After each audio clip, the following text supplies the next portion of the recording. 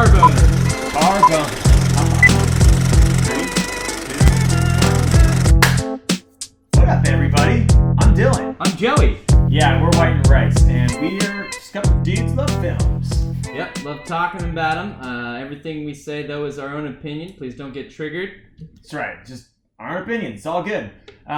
We don't really know what we're talking about, but like we said, we like watching films and sharing what we know. So here we are today. We've got another great one. Ford v Ferrari. Yeah. Whatever. The V stands for versus. It also stands for vendetta. Both. Sure. Ford v Ferrari. First and foremost, I don't think I've seen a trailer for a movie more than this one.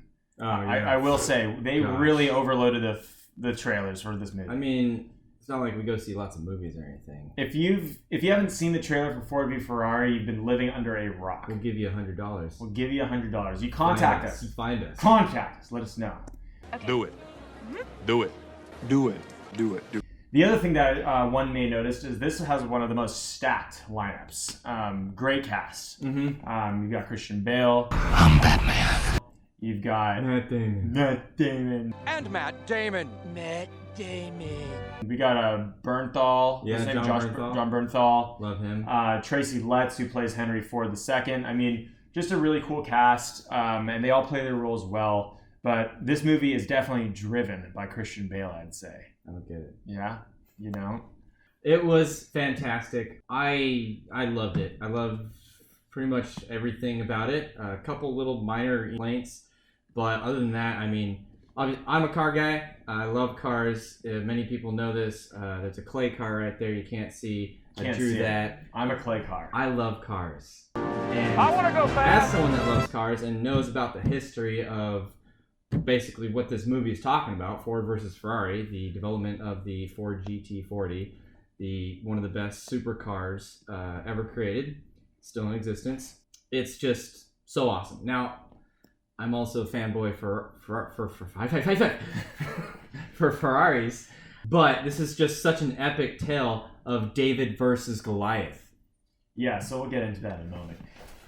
Like Joey just expressed, he's into cars. Now, this is a good opportunity to review a movie objectively because I'm not into cars. So I think, represent two types of viewers going into this movie. That's good. I do feel like this movie requires a bit of a prerequisite in car knowledge and history because it gets pretty straight to the point right out the gates. There's not a whole lot of introducing characters and developing characters throughout the movie or introducing what's really going on. But the general meat and potatoes of this film is that Ford is in a position where the owner, Henry Ford II, so he's taken over for his father, is disappointed with their sales output.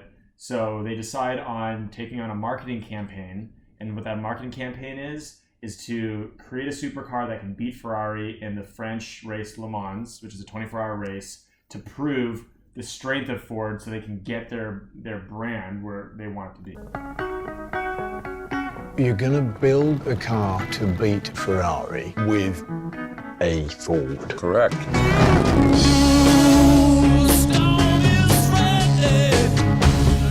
And how long did you tell them that you needed? 200-300 years? 90 days.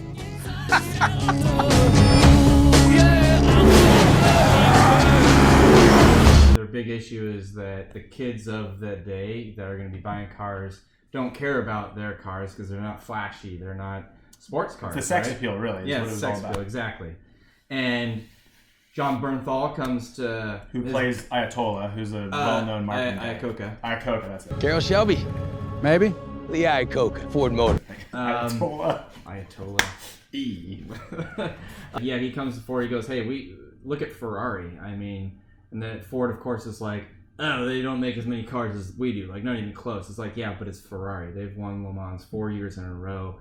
They just scream luxury, sex appeal, speed, passion. Got the red. I mean, it's all there. And when you think Ford, you're like, okay, Ford. So that's where it starts off, and just a blast to see what I mentioned earlier, I believe, is kind of a David versus Goliath. So it's like a David versus Goliath, and the Goliath is also because here's the thing. Ford's the bigger, more powerful company, wealthy, full of Ferrari's resources. bankrupt. Ferrari's gone bankrupt, right? So Ford does have the upper hand in that regard, but to what you're saying is Ferrari is the company that knows how to build high-performance racing vehicles. They have a racing pedigree. They've got the pedigree, right? So, yes, there's kind of an interesting balance there. And I think the thing for me, as someone who doesn't know a lot about cars, is when you go into this movie, it just feels like the guys who constantly have the upper hand are the ones who are like at odds, but always like overcome those odds. So it's not that compelling of a story. It's not an underdog story. You would disagree in some regards, which I also understand, but it doesn't feel like a true underdog story. Now, it's a historic account for something that actually happened. So they did a very accurate portrayal of that. To get a little bit more into the characters, Christian Bale's playing Ken Miles, who is the chosen driver for the Ford team, one of the chosen drivers. And Carroll Shelby's played by Matt Damon. And he's brought on as the guy who's designing the car, right? Is that correct? Yeah, he's basically put in charge of designing this race car. He's in charge of the GT40 program. Manning the management of the entire program. Yeah. The racing program. So Christian Bale and Matt Damon's characters have this really, really cool dynamic. And I guess the important thing about Carroll Shelby is he's the only American who has won the Le Mans, right? Yeah, I believe so. I think that's what his he had notoriety, and it was because of that. And he had a relationship with Ford because he was buying motors from them or something of that nature. Shelby is one of the most iconic, race car builders ever. Yeah. Ford has their Mustangs called the Shelbys and so on that are just literally the best Mustangs you can get. They're awesome. They're sexy. They're fast. They're loud. So again, you've got Matt Damon's character. You've got Christian Bale, and then you have the Ford execs. And the Ford execs are squeezing these guys to produce the results that the Ford brand needs. And you've got kind of this awkward dynamic where Shelby wants the best guy in the driver's seat, and the Ford execs are like, no, that guy's classic tale of the corporate guys not knowing what's best for whatever it is. You can talk about this in film. Studios coming in going, no, we don't want that. That's not what the audience wants. What we think is, and then they just drown the artist in his vision, and then you come out with a shit movie. And that really is essentially what this whole story is about. The artist behind the art of driving and racing. Well, yeah, and the fact that they just they did it big, and they, from out of nowhere, were able to create not only one of the greatest supercars ever, but a car to beat Ferrari, the giant, the company that no one could ever beat and never thought it could be possible. Yeah, so spoiler, Ford wins. And that's kind of like what happens. The bulk of this movie is this. You have points every 10 to 15 minutes of characters interacting with each other that sets a little bit of an expectation for who they are and what's going to happen. And then you've got a montage of driving. And then it goes into that's really the whole movie is car montages and small snippets of character interactions. For me personally, I felt like there's a little bit of a lacking in the character development. I think Christian Bale's character had the most opportunity to develop, and I think that also reflects his performance. But there were some characters I'm just like, what's going on? Like there's one guy in the pit crew. There's so many shots of him, and he's just like, I don't remember that. He was the guy who at the very end held the door when the that guy had such a he was just he was a pit guy, but he was obviously one of the right hand men. But he was if you had 3 right hands, he was one of those. He wasn't the right hand guy. The right hand guy was the older dude. Right. Pops. They call him Pops. But that guy's character, for example, he got a little more screen time than he really needed, and it was just why are we showing this dude? Well, it's team collaboration, yeah. So yeah, for me, again, a little bit lacking with the development of the overall story, the history behind what's all happening, and some of the characters. But the way that they showed the cars and the racing was super dope. It was really cool. Yeah, if you're a car person, you're gonna love it because the sounds are fantastic. Well, and the you shots feel the are adrenaline. amazing. You really feel it. You're right there, and oh gosh, the sounds. Anyway, yeah. And the shots, like I said, but I do have one minor complaint, and is too much computer animation.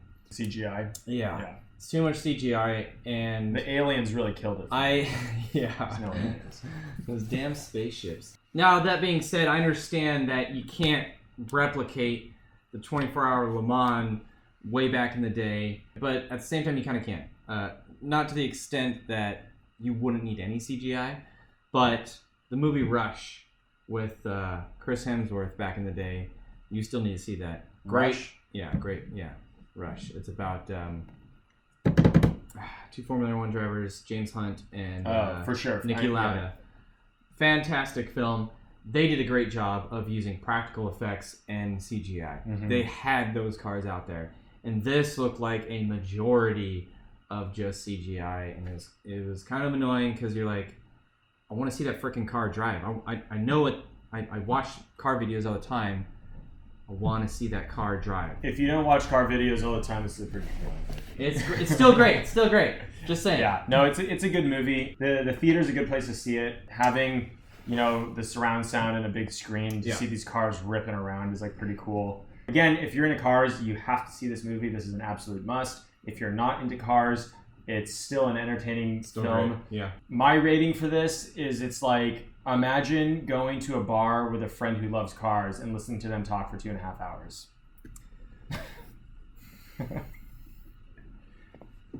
Am I right? Was that a good rating? I mean, this movie for me is like a 7. All right, my rating for this would be like, if you're a car guy and you go to a race and you're like, this is fucking awesome. Wow, the sounds, the visuals. The this is sounds. great. Yeah, it's awesome. You're not a car guy or girl thing, then it's still a good movie. It's still a great story, great acting, It's yada, a good yada, movie. yada. Yeah. But if you do like cars, Yeah. Okay. Well. all right. See y'all That's later. it. Bye.